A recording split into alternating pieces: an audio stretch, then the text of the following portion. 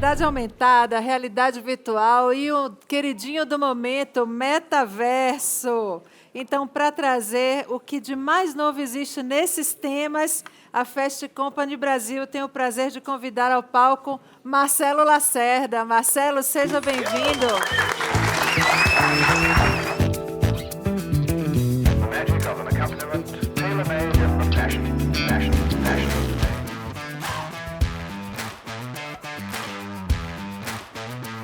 Tem uma palavrinha que virou uma palavra da moda, que é o tal do metaverso, né? Que todo mundo fala, virou até nome de empresa, né? E a partir da virada do nome da empresa, parece que as ações da empresa só caem, né? Já caíram 50% desde que o nome mudou. A gente não vai falar de metaverso aqui. Eu acho que o que eu queria trazer para vocês é um conceito mais amplo. É um conceito que chama Spatial Computing.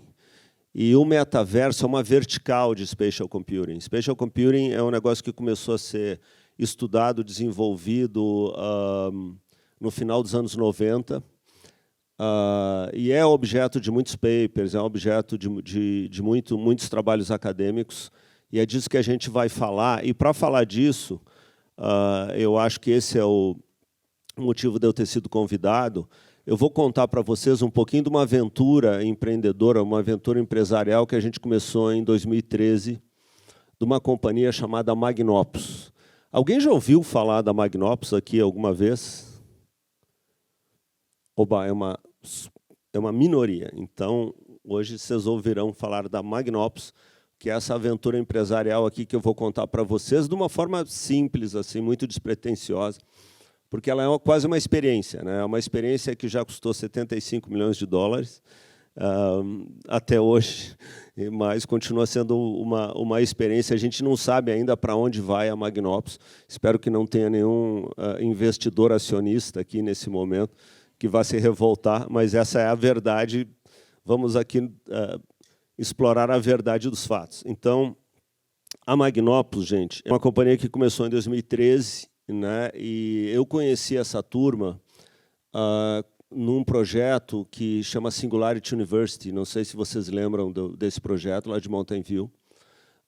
Eu sou um investidor original lá da Singularity. Quando a Singularity deixou de ser um grupo de amigos, né? A Singularity foi um esforço da Universidade de Stanford com a turma do Google, com 2 meninos do Google, dentro do Ames Research Center, que é um instituto da NASA lá numa base aérea em Mountain View. E eu estava envolvido com essa turma, né? Eu tinha conhecido o Peter Diamandis, o Ray Kurzweil, que são 2 dos caras que escreveram a ideia original da Singularity. E eu acabei conhecendo essa turma, fui apresentado. Essa turma é uma turma de LA, não é uma turma de Silicon Valley. E, essencialmente, quando eu conheci eles, uma coisa que despertou muito a minha curiosidade foi ver tecnologistas, né? Eu sou tecnologista, eu sou programador desde os 18 anos de idade. A minha formação é engenharia elétrica e computação, mas essencialmente programador, né? E eu conheci esses caras e vi que estava surgindo uma nova espécie no reino animal, aí uma nova subespécie dos humanos, que são tecnologistas criativos, né? 2 deles tinham ganhado Oscar num filme chamado Hugo, é um filme de Martin Scorsese, e eles tinham ganhado Oscar de efeitos visuais nesse filme. Começamos a empresa em 2013, né? Eram 5 pessoas, e eu reuni um grupo de mais 2 amigos, né? Nós éramos, um deles certamente vocês conhecem, que é o Silvio de Barros, é uma vítima preferida aí dos meus investimentos. E começamos com esse grupo de 3 amigos a Magnopus em 2013, né? Essencialmente, ela é programadores criativos, né? Um novo tipo, uma nova subespécie humana que são programadores, tecnologistas, mas que são super criativos. Esses 2 fundadores aqui, o Ben Grossman e o Alex Henning, eles ganharam Oscar de efeitos visuais no filme do Martin Scorsese, no filme Hugo.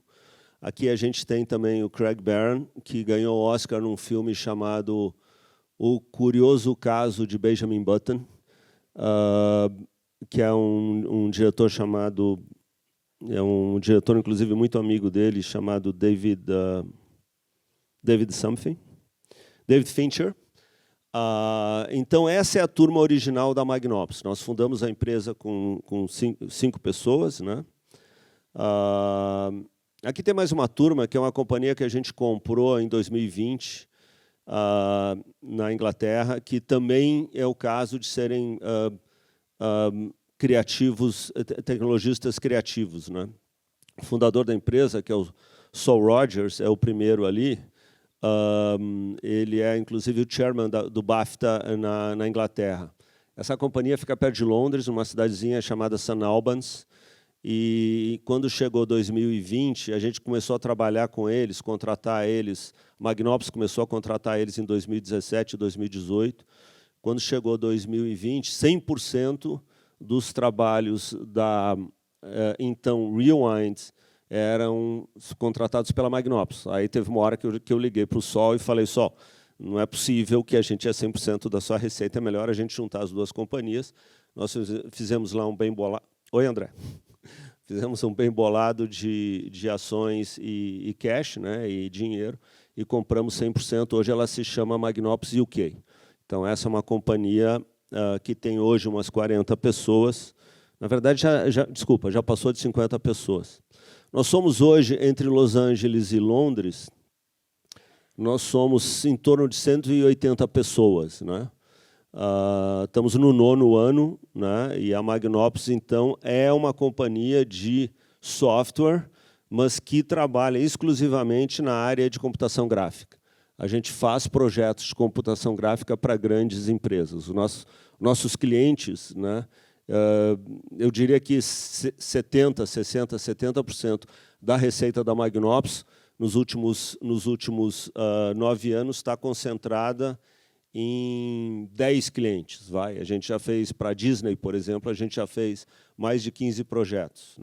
Aqui eu vou mostrar rapidamente para vocês um pupurri de trabalhos nossos. Tá? Também é um negócio de 2020, a gente já fez mais coisa desde 2020. É o filme que eu tinha para mostrar. E aí talvez eu vou tentar falar sobre alguns desses trabalhos. Esse trabalho foi um trabalho que a gente fez para Facebook. Esse é o filme Lion King. O filme Lion King foi inteiramente filmado com o nosso software. Esse é um projeto que a gente fez com o Facebook e com a NASA. Esse é um projeto para Pixar, chamado Coco VR. Projeto para Disney.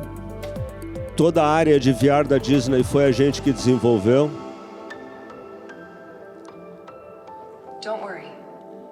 Esse é o Blade Runner 2049, a gente fez a parte imersiva. Esse foi o nosso primeiro trabalho, a gente só fez um trabalho de VFX, que foi para o Martin, que o Martin Scorsese gosta muito do Ben Grossman.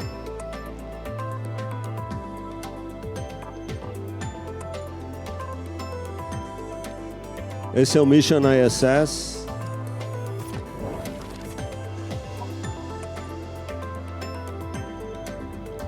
Blade Runner 2049.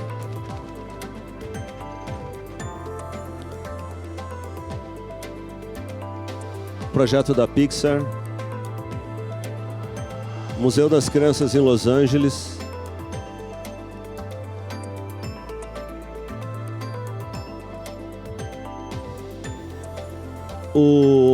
O Mark Zuckerberg, na abertura do Congresso de Desenvolvedores de 2019, ele usou um software nosso chamado Elixir. Foi o software que ele usou para demonstrar a nova família do Oculus Quest.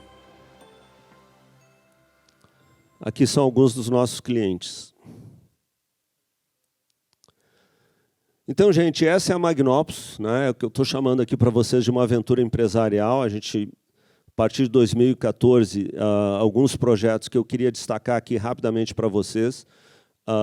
Um deles é um projeto para a CNN, que até hoje é a sala de jornalismo VR da CNN.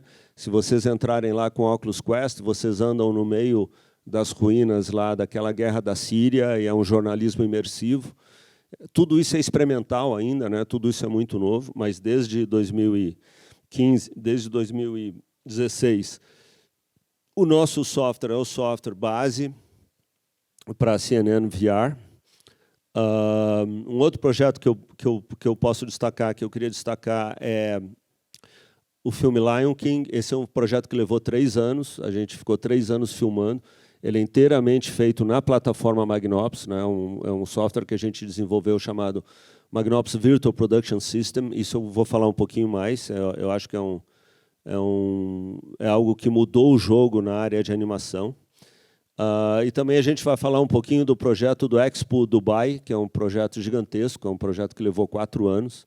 A gente começou ele em 2017 e, na verdade, o Expo Dubai era para ter acontecido em 2020, ele aconteceu por causa da pandemia em 2021, a gente vai falar um pouquinho mais dele também. Perdão. Aqui eu vou passar rapidamente. Bom, então, a Magnopus é quase que um laboratório que trabalha com novos algoritmos na área de computação gráfica, fazendo conteúdo imersivo, né? A gente não vai falar de metaverso aqui. Metaverso em Spatial Computing é uma vertical, assim como conteúdo imersivo é uma vertical também. Mas o Spatial Computing é aquele momento em que a computação sai das telas, né? Se a gente pensar hoje, né, os humanos atuais eles vivem de tela em tela, né? A gente tem 2 momentos no nosso dia. O momento que a gente está olhando para algum tipo de tela, seja do celular, seja do nosso desktop, seja uma tela de TV, e o momento que a gente está olhando para o mundo, né? Então, um pouco aqui da provocação para vocês é que vai chegar um momento em que o mundo físico ele vai se fundir com o mundo das telas, né? E a gente vai ter, essencialmente, dispositivos que vão fazer essa fusão. A Magnopus é uma das primeiras empresas, eu acho, um dos primeiros pequenos grupos de pessoas trabalhando quase que exclusivamente nessa metáfora, vamos chamar assim, né?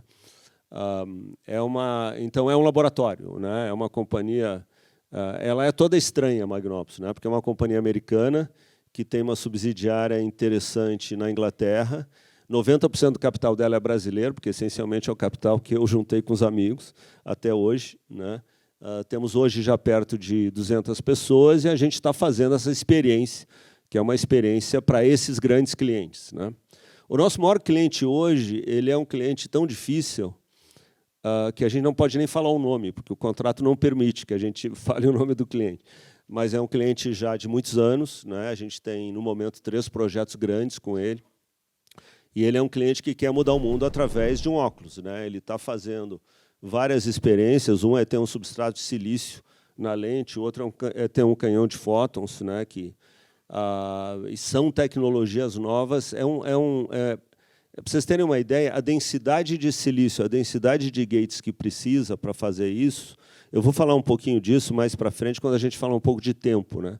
Que eu acho que a grande essência da mudança, né? Eu estou propondo aqui para vocês um pouquinho puxado aqui, né? Um pouquinho puxado na abstração, né? Eu estou propondo para vocês que talvez a espécie esteja no momento migrando para um novo momento cognitivo, né? A espécie humana ela vai mudar, ela não vai continuar sendo isso que a gente é hoje, né? A gente está, eu acho, no meio de uma transição.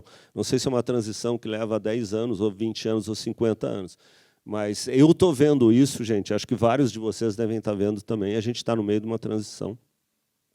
E a Magnopus, então, é um grupo de pessoas que está num front-end, né? numa nova trilha, tentando entender o que vai ser esse mundo. Falando nos nossos trabalhos, né?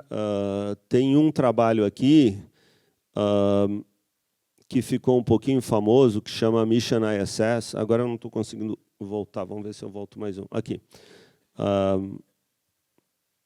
Gente, acho que ele nem aparece aqui. Vamos em frente. Aparece ali, está ali. Então, o Mission ISS, isso aqui só para completar o primeiro bloco. O nosso primeiro bloco aqui é Magnopus, tá? O segundo bloco é palpites irresponsáveis sobre o futuro da humanidade. Aliás, não só irresponsáveis, muitas vezes meus palpites agora eles têm uma nova qualidade que é a incoerência. Então, eles são palpites irresponsáveis e levemente incoerentes sobre o futuro da humanidade. Espero que vocês não levem muito a sério aqui as coisas que vocês vão ouvir. Então, falando ainda da Magnopus, esse Mission ISS, eu fiquei encantado, a gente ficou encantado quando um diretor, agora deixa eu ver qual é o slide aqui para me lembrar o nome desse diretor, quando um diretor que, inclusive, não é da turma lá dos meninos lá de Los Angeles, é um diretor suíço, ele fez um documentário sobre o Mission ISS, de um projetinho que a gente fez, não foi um projeto. Tem um hospital das crianças com câncer lá de Los Angeles que achou que o Mission ISS podia ser algo interessante para as crianças lá em estados certamente não bons, né? E a gente montou um kit, né, e botou num hospital lá, e esse negócio começou a reverberar, porque uma das coisas que esse estado de saúde tem é o problema da gravidade, né? Porque as crianças, elas, dependendo do tipo de câncer, você sente muito quando você se mexe, né? Especialmente nos anos mais cedo, as crianças não têm um prognóstico bom, né?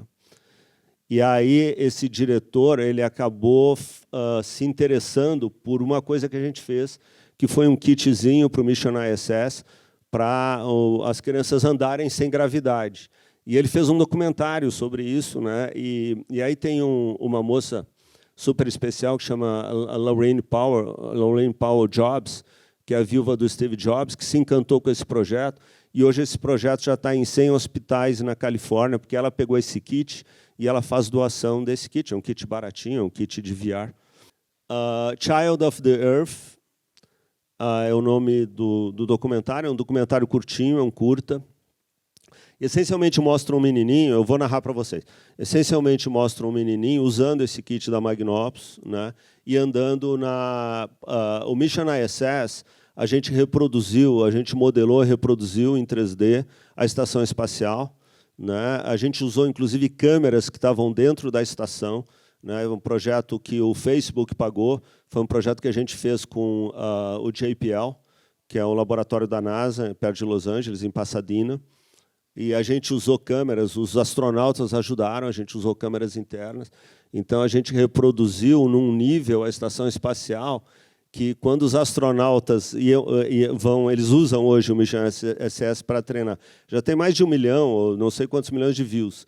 E tem até e daí eu me lembro que teve um rapaz, um astronauta que visitou a Magnopus, ele falou: gente, teve um parafuso lá que eu vi lá que eu botei.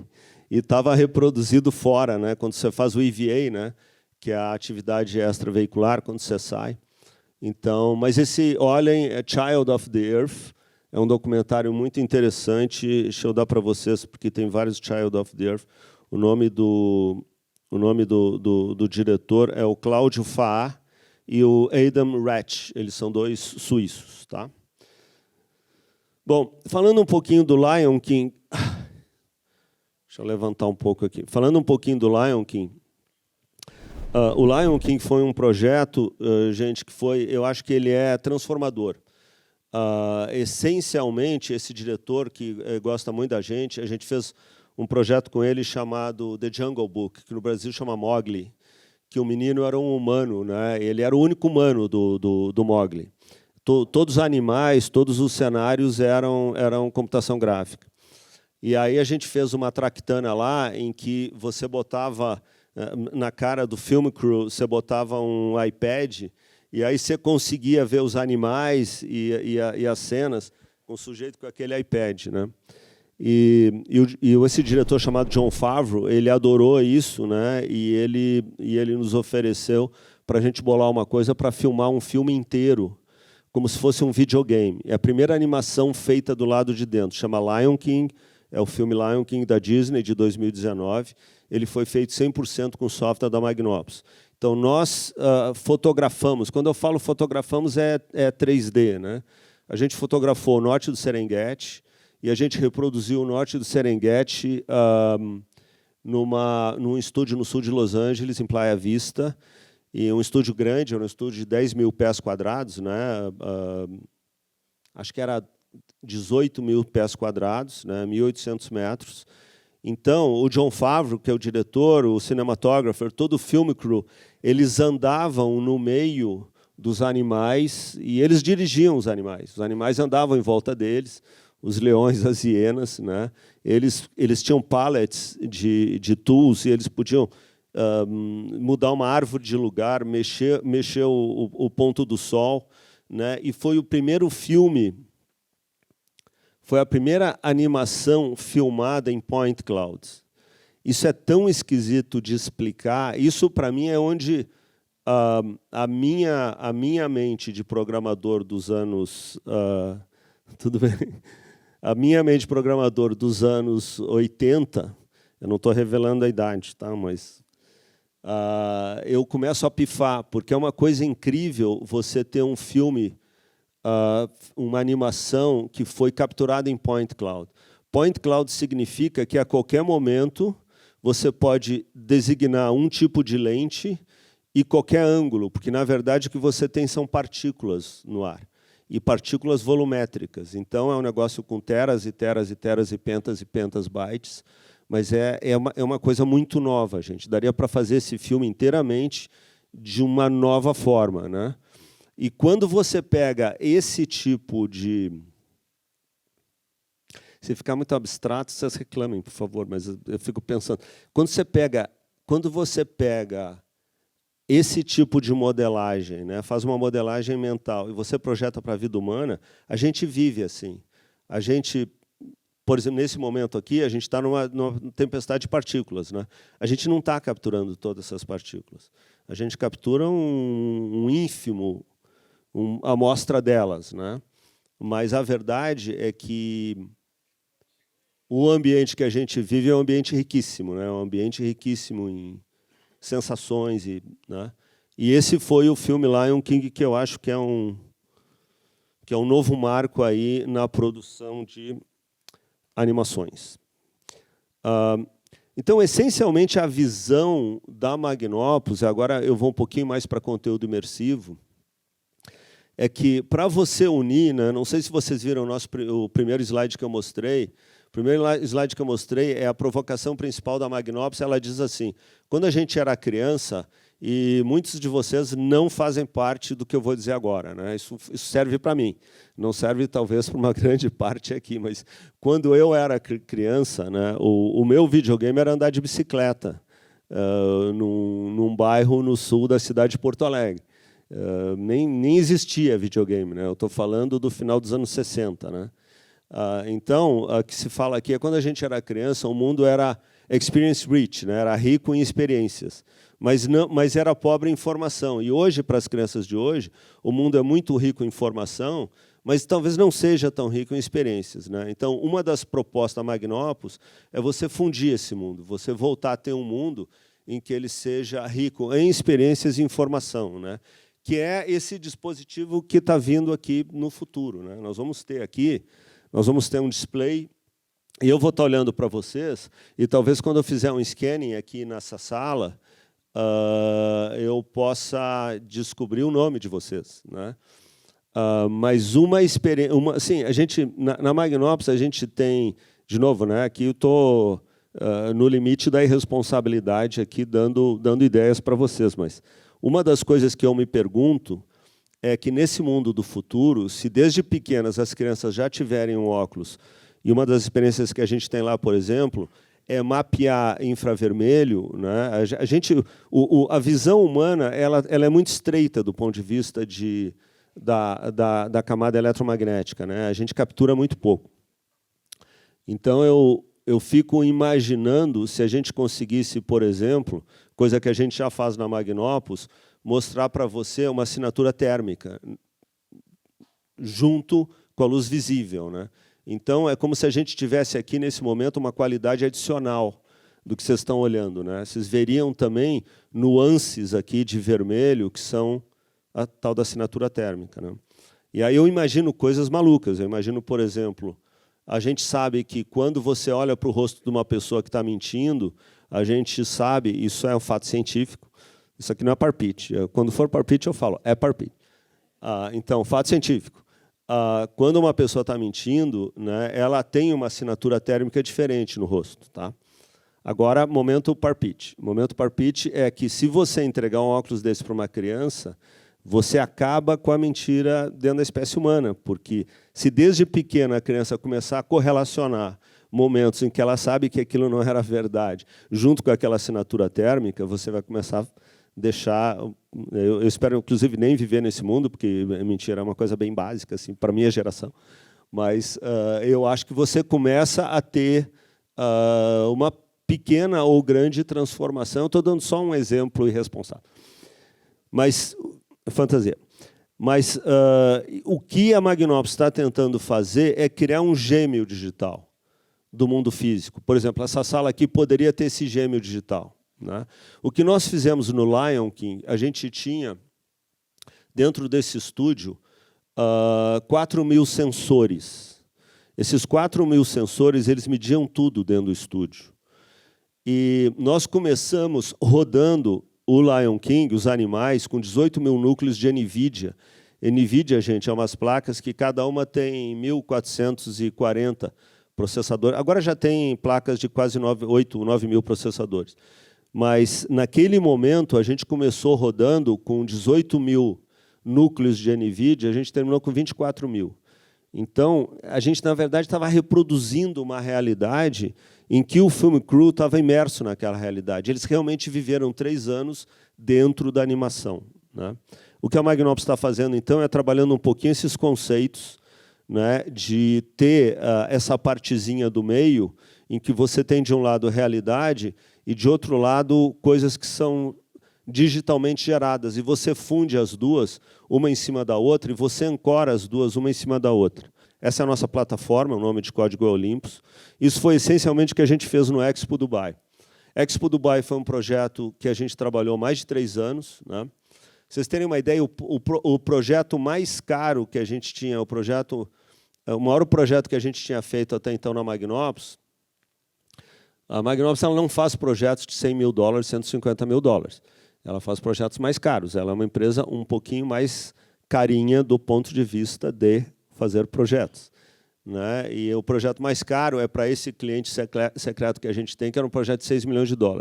O projeto de Dubai foi um projeto de $44 milhões. Nós reproduzimos 160 prédios que foram construídos. A gente começou a construir digitalmente esses prédios, que foi esse novo bairro, esse novo ambiente que Dubai fez para o Expo. Antes deles estarem construídos, junto com as fundações, a gente estava construindo eles digitalmente, porque a gente tinha o modelo CAD-CAM. Então, nós tivemos mais de 160 mil prédios, e você andava com seu celular dentro do ambiente do Expo, e tinham seres que vinham falar com você. As coisas ganhavam vida. Você apontava o seu celular para uma determinada coisa, essa coisa contava uma história, né? Passava um dragão com a calice voando na sua frente. Então, assim, foi a primeira, eu acho que, grande experiência. Funcionou meia boca, não é que tudo funcionou, não se animem. Foi cheio tivemos muitos problemas, né? Tivemos muitas situações experimentais, mas foi um projeto que eu acho que ensinou muita coisa, né? Por exemplo, a gente começou usando... Quem ganhou a concorrência para fazer o cloud de Dubai foi a AWS, do Amazon, e eles construíram o cloud em Bahrein por um problema de taxation, e não funcionou para a gente. A gente precisava um turnaround abaixo de 3 milissegundos, no máximo 5 milissegundos, então, na última hora, a gente teve que construir um edge cloud local. Enfim, teve todo tipo de situações que antes a gente não sabia, hoje a gente sabe, e a gente está colocando no nosso produto chamado Olympus, tá? Eu não vou passar muito por aqui, mas assim, isso aqui tem a ver, gente, com o Ray Kurzweil.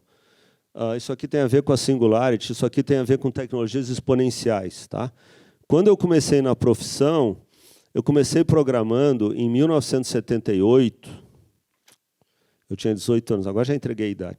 Comecei programando num processador chamado 8085. Eu ficava maravilhado que esse cara tinha 6.500 transistores, tá? O M1 Max da Apple, ele tem 57 bilhões de transistores. Ele roda 3 GHz. Se vocês olharem, né, e aqui, talvez seja esse momento mais difícil aqui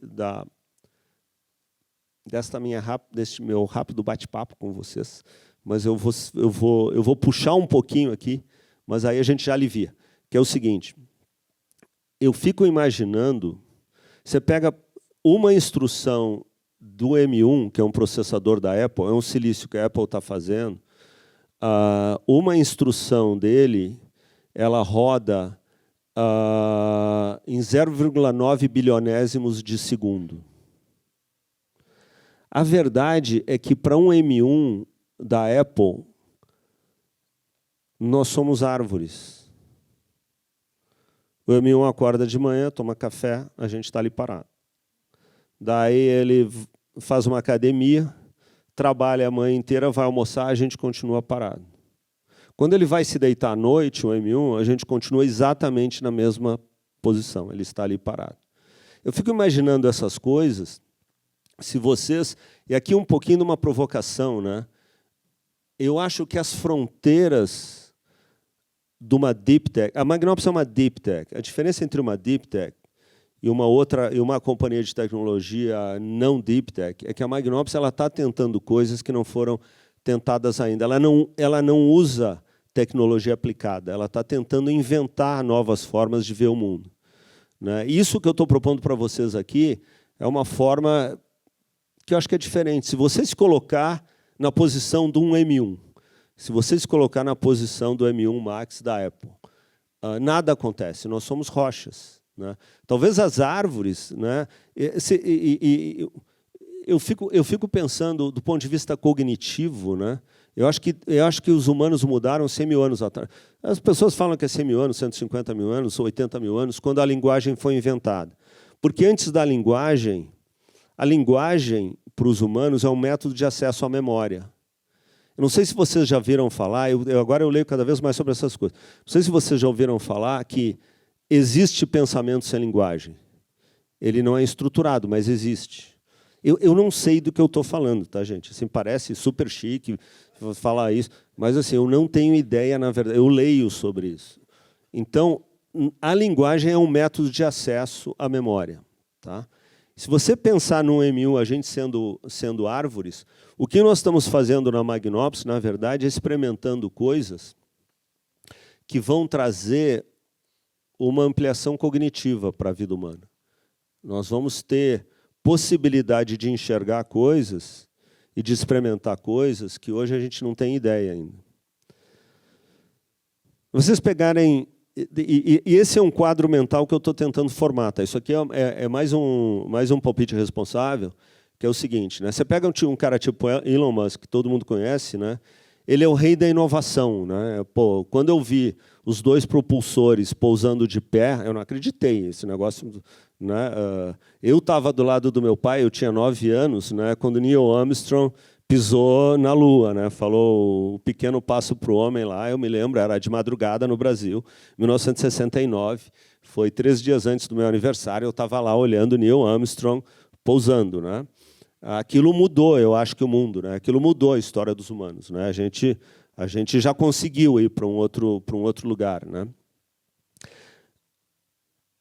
E eu me lembro do Buzz Aldrin, um amigo me deu uma foto do Buzz Aldrin que ele autografou para mim. Um amigo lá nos Estados Unidos foi lá e conseguiu uma foto do Buzz Aldrin, que era um herói meu, né? E eu me lembro que o Elon Musk chorou quando o Buzz Aldrin falou que as coisas que ele estava fazendo na SpaceX não iam funcionar, que era uma bobagem, que era uma idiotice, que aquilo a NASA jamais deveria estar fazendo funding para ele, que deveria estar fazendo funding direto na própria NASA, né? Mas esse sujeito é o rei da inovação, ele é um integrador, como Steve Jobs. Eu comparo esse cara com Steve Jobs, tá? Mas se você pegar esse outro sujeito aqui, o Vint Cerf é o cara que criou um negócio chamado TCP/IP. TCP/IP é o fundamento, é a tecnologia fundamental da internet, é a base da internet, né? Eu conheci pessoalmente o Vint Cerf, eu fui tomar um café da manhã com ele, como convidado, não fui sozinho, várias pessoas, mas esse é o cara da ARPANET que desenhou o TCP/IP, né, que a coisa mais fantástica que a gente tem hoje foi feito por motivos errados, porque era um modelo descentralizado de networking por causa da Guerra Fria, blá, blá, blá, blá, blá, blá, mas esse é um cara que inventou essa tecnologia. Ele tem que vir antes de um cara tipo Elon Musk. porque ele inventa tecnologias básicas, né? Eu acho que na Magnopus a gente está entre a ciência e tecnologia. Esse cara que vocês estão vendo aí é um herói meu do momento, ele chama Carlo Rovelli, ele é um físico italiano e ele tem um livro chamado The Order of Time. Eu acho que já tem esse livro em português, inclusive. Opa, gravíssimo. Acho que temos que quase terminar. Mas, enfim, a Magnopus está trabalhando nesse circuito ciência, tecnologia e inovação. Tá? Eu acho que aqui a gente tem uma diferença, eu não vou... Só piora, né, gente, meus slides. Olha isso. Olha isso. Não tem condição. É simplesmente para dizer para vocês o seguinte, tá? O que esse slide tem a ver aqui no contexto, tá? Existe uma resolução humana, tá? Essa resolução humana é assim, nós percebemos sinais a 200 milissegundos, tá? Dizem que as mulheres, porque têm filho, porque não sei o quê, as mulheres sempre têm, é melhor que os homens, né? Parece que as mulheres percebem sinais a cada 150 milissegundos, um músico instrumentista, ele chega a perceber sinais a cada 100 milissegundos. Eu não sei se vocês já ouviram falar das experiências de um sujeito chamado David Engelman. Esse David Engelman é um neurocientista, né? E eu só vou mencionar uma experiência, eu já vou sair correndo aqui. Mas assim, ele tem um botãozinho lá que você aperta e acende uma luz, né? E aí ele começa a criar, ele tem um laboratório, acho que é Atlanta, acho que é a Universidade de Atlanta, não sei. Ele é o chefe da divisão de pesquisa de neurociência dessa universidade. Ele é absolutamente gênio, tipo Carlo Rovelli, tipo Roger Penrose, tipo esses Richard Feynman, todos esses heróis nossos. David Engelman. O David Engelman, ele começou a atrasar a luz acender. Então, você aperta o botão, a luz acende. Aí ele botava pessoas, né? E aí, a segunda vez, terceira vez, aí ele começou a botar um delay de 20 milissegundos para a luz acender. Aí ele começou a botar um delay de 50 milissegundos, um delay de 80 milissegundos. Você não percebe, porque a resolução cognitiva humana ela é mais baixa que isso. Estou enchendo vocês, né? Vamos lá, vamos terminar aqui. Aí, o que ele fez? Você pega um subject, uma pessoa, você vai fazendo isso, aí, de repente, gente, ele zera o tempo de volta. Ele está com 80 milissegundos. Tá? A percepção da pessoa é que ela aperta o botão e acende a luz. Aperta o botão, acende a luz. Aperta o botão, acende a luz. Aperta o botão, acende a luz. Porque ela não registra 50 milissegundos. Ela não registra 80 milissegundos. E aí ele zera de volta. Quando ele zera, invariavelmente, a pessoa leva um susto. Ela fala, a luz acendeu antes de eu apertar o botão. Se vocês pensarem o que isso quer dizer, é que do ponto de vista cognitivo, nós somos seres adaptativos. O nosso cérebro ele vive fazendo manobras para que a gente viva sincronizado, mas esse não é um mundo sincronizado. E quando você começa a trabalhar com as coisas que a Magnopus está trabalhando, você começa a ver isso de uma forma muito clara. E aí vem infinitos outros questionamentos. E aí eu proponho aqui, como uma espécie de proposta provocativa, né, que a gente, na verdade, a nossa vida a gente vive no meio de uma coleção de memórias. E tudo isso são flutuações eletromagnéticas, né? A gente vive num mundo de vibrações eletromagnéticas, a gente vive imerso num mundo de partículas, nada disso aqui existe, né? Quando a gente toca numa superfície física, você não está tocando em nada, você está sentindo repulsão entre partículas, né? A gente vive... Isso aqui é uma integração da consciência. A consciência integra isso aqui desse jeito, podia ser de outro jeito. Provavelmente as formigas não vivem nesse mundo. As formigas devem viver num mundo das formigas, muito diferente desse. E, por fim, né, eu acho que nós vamos começar a experimentar, nós vamos viver num mundo diferente, porque na medida que a gente trabalhar suficientemente bem os fótons, as partículas, digitalmente, a gente vai conseguir colocar partículas que vão ser indistinguíveis das partículas físicas.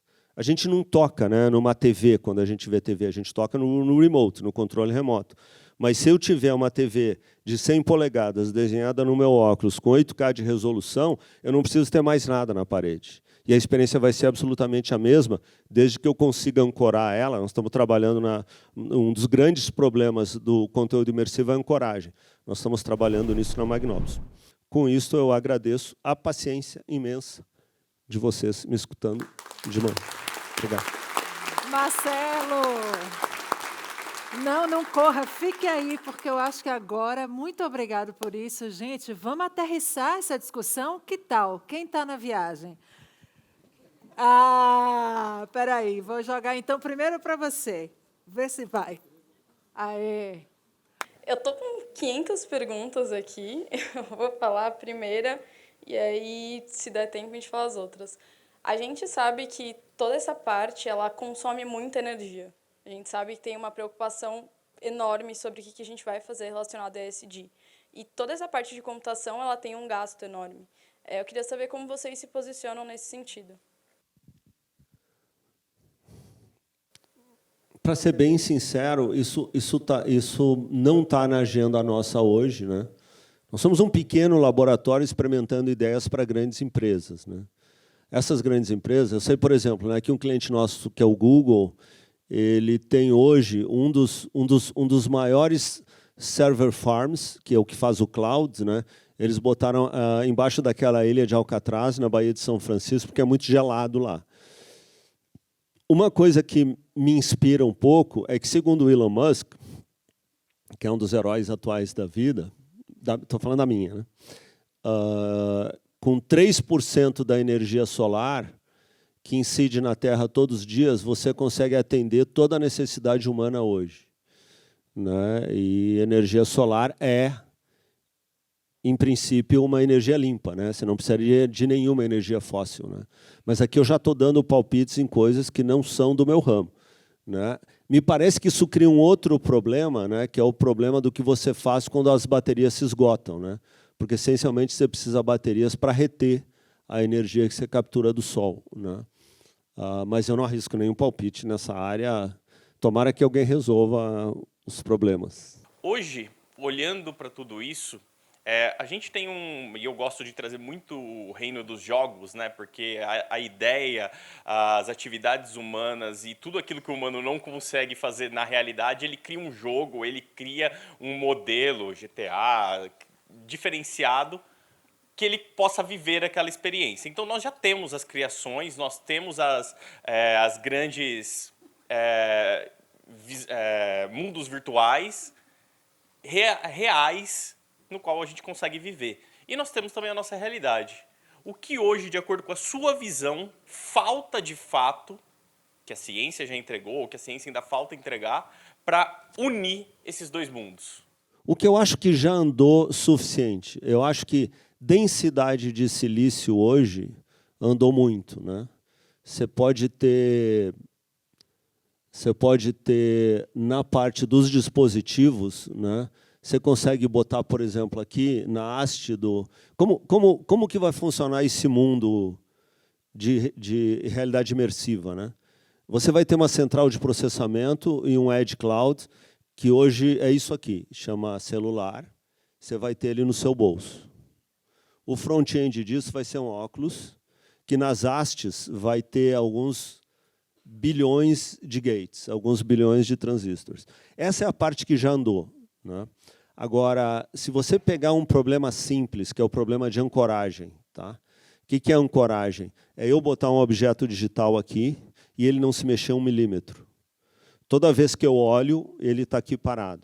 Vamos dizer que eu boto um vaso aqui, tá? E ele é um vaso perfeitamente com flores, e eu faço essas flores, inclusive, crescerem. Toda manhã, quando eu chego aqui, elas avançaram um pouquinho. Eu já consigo fazer isso. Ele não se mexer 1 milímetro. Eu acho que os algoritmos que a gente está trabalhando para isso, eu estou pegando só um pequeno spec, um pequeno componente mínimo de um vasto oceano de componentes necessários, né? Então, eu acho que está tudo sendo inventado agora, né? E um dos problemas que acontece, né, por isso que eu mostrei aquele slidezinho que começa com ciência, é que quando você começa a trabalhar com essas coisas, né, você percebe, você cai num problema, numa questão fundamental, que é o tecido da consciência. Como é que a consciência humana funciona? Como é que nós funcionamos, né? De onde vêm as ideias? Como é que a gente recupera as ideias? A gente sabe, por exemplo, que o córtex auditivo e o córtex visual, eles são sincronizados por um dispositivo da consciência que a gente sabe que existe, mas não sabe como é que funciona. Porque o córtex auditivo ele funciona muito mais rápido que o visual. E aqui uma pequena piada sem graça, né? O som ele trafega muito mais lento, né? 1 milhão de vezes mais lento que a luz, né? Então é uma maluquice. A gente está vivendo aqui num. Então, quando você começa você não quer ter lag de percepção. E quando você começa a tentar equalizar esses vários componentes cognitivos, isso cria uma série de outros problemas. A gente está usando AI, por exemplo, para você ter uma ideia, na parte de ancoragem. Não é desenvolvimento nosso, é um desenvolvimento do Google, que é um cliente nosso, né, que tem reconhecimento de imagem, mas a gente está usando. Então, acho assim, por um lado, isso aqui é o início do início do início. Por outro lado, as oportunidades são ilimitadas. Bom dia, eu sou Alice, sou jornalista. Eu acho que a minha pergunta cola muito com o que você está falando aí, e ela é mais existencial e filosófica.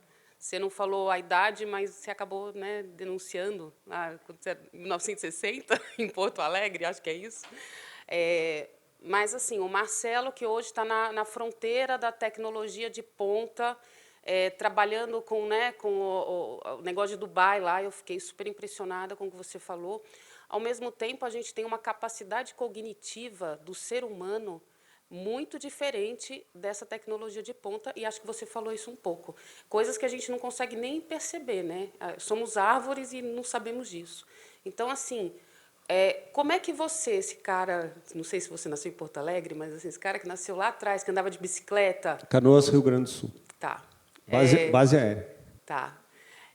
Mas, assim, que tem uma vivência, que está na fronteira da tecnologia, mas que tem uma vivência aí de experiência de vida, consegue ver essa dissonância cognitiva da alta tecnologia com a capacidade do ser humano de absorver isso. Hoje a gente tem problemas reais acontecendo porque o ser humano não consegue acompanhar o avanço da tecnologia com a sua capacidade cognitiva. Aí a gente fala de fake news, etc., várias outras coisas. Então, assim, como é que o ser humano vai conseguir acompanhar essa tecnologia dessa forma e de um jeito que a gente não se autodestrua? Eu vou dar um ângulo, tá, Alice? Um ângulo que me veio à cabeça aqui, que é o seguinte.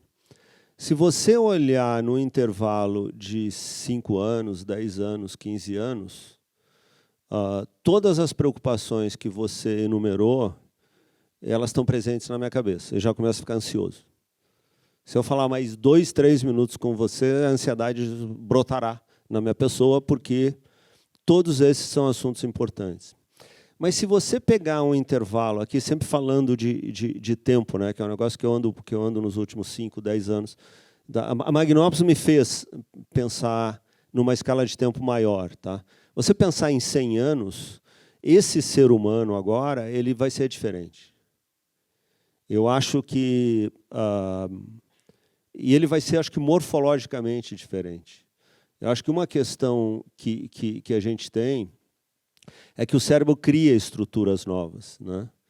A gente sabe que as pessoas que meditam, que elas têm estruturas sinápticas de pessoas que meditam.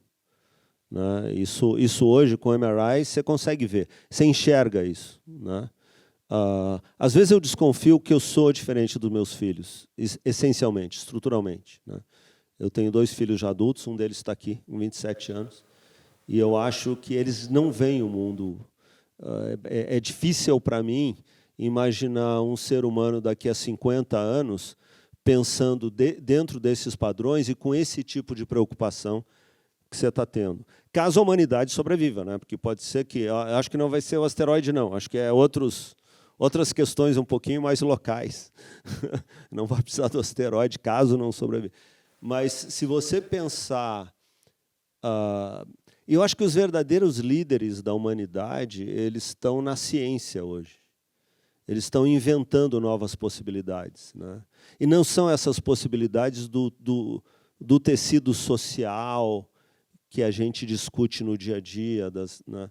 Eu acho que são coisas que são mais estruturais, são mais fundamentais, e esse novo humano ele está vindo, e assim, se ele souber talvez ter mais sabedoria, de novo, irresponsável, não sei o que eu estou falando, mas se ele souber trabalhar com valores mais permanentes e ter mais sabedoria, e usar a tecnologia, né? Porque também é do humano, né? O problema não é a tecnologia, o problema é como ela é usada, né? Então, se ele souber usar com mais sabedoria, uma das coisas que tem um autor que eu gosto muito, né, que ele fala, quando a gente começa pode ser um pouquinho filosófico? Por favor. Esse autor ele fala que ele discutia lá qual é o propósito da vida, né? E aí ele chegou numa frase que eu gosto, que é um romance com conhecimento, né? Que essencialmente isso aqui é uma viagem de conhecimento, né? Então, se isso começar a florescer com mais força na humanidade, eu acho que a gente vai estar num bom caminho.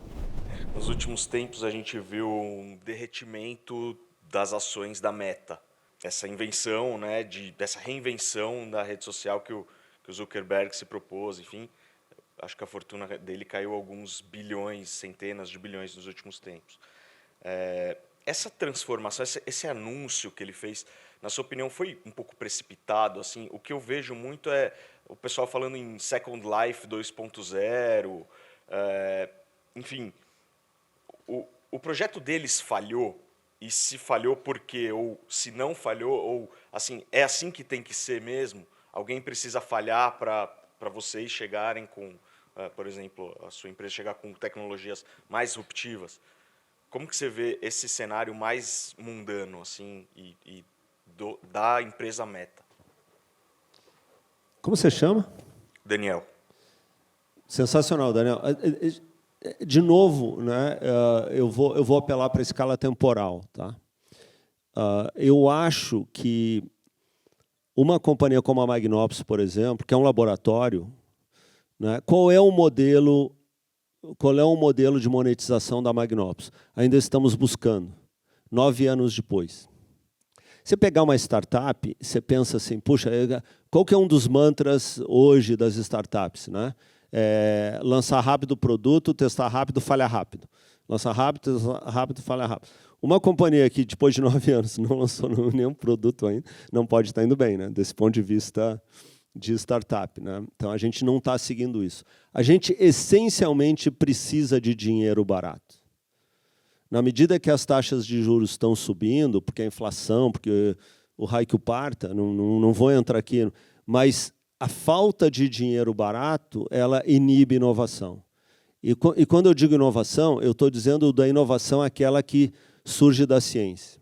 Eu acho que o Mark Zuckerberg, tá? Eu não conheço ele, eu conheço os meninos do Google, nunca estive com ele, nunca estive na presença dele, não vi a apresentação dele. Mas eu acho que ele está fazendo tudo o que ele tinha que fazer. Estava fazendo. Ele estava colocando um monte de dinheiro para criar coisas que ele depois ia ter que dividir com todo mundo. Existe uma essência generosa quando alguém que tem o poder e a capacidade econômica que ele tem faz isso. Né? Eu lamento agora que ele tenha anunciado ontem a demissão de 11 mil pessoas. Né? Lamento mais ou menos, porque a gente quer contratar uma ou duas dessas 11 mil. Então ele já roubou gente da gente. Mas, assim, a verdade é que a gente está vivendo um pequeno momento da história, pode ser pequeno, quando eu digo pequeno, talvez seja 2 anos, talvez seja 5 anos, talvez seja 3 anos. Mas eu acho que a marcha de inovação, e que conecta a ciência com tecnologia, com inovação, ela não vai parar nunca. O terreno é tão fértil hoje, né, que está quase tudo para ser inventado. Eu acho que conteúdo imersivo é uma coisa que eu acho que é a essência do caminho humano. Talvez a gente não possa caminhar numa lua de Júpiter, por exemplo. Né? A Europa lá, eu adoraria. Parece que é um lugar meio frio, mas eu adoraria, mas talvez a gente possa. Talvez a gente possa, simulando com tanta perfeição esse ambiente, que a vida humana possa ser ampliada de formas que a gente não consegue nem entender aqui, nem discutir aqui, né? A gente tem pensado muito, por exemplo, em psicopatologias e como a gente poderia usar essas novas tecnologias. Então, assim, na Magnopus, né, ao mesmo tempo que essa preocupação que você trouxe é do dia a dia, né, como é que a gente vai conseguir continuar financiando, e se os nossos clientes, a Meta é um grande cliente nosso. Tá? Nesse momento, nós estamos envolvidos numa discussão de um projeto muito grande com a Meta. Tá? Talvez até em parte porque ela está reduzindo o quadro dela e ela precisa ter mais terceiros experimentando, né? Mas eu, por exemplo, estou num lado da equação que eu não vejo essa narrativa como um fracasso do Mark Zuckerberg. Eu acho até que quando ele demite, ele está cedendo um pouco, coisa que eu acho que ele não deveria. Eu achei super corajoso da parte dele. Você vê como é tudo uma questão de ângulo, né? Para mim, ele é um vencedor, porque ele, contra todos os obstáculos, ele continua buscando, investindo em coisas que depois ele vai ter que dividir com outros. Ele é um pioneiro e ele está tentando fazer o caminho do pioneiro.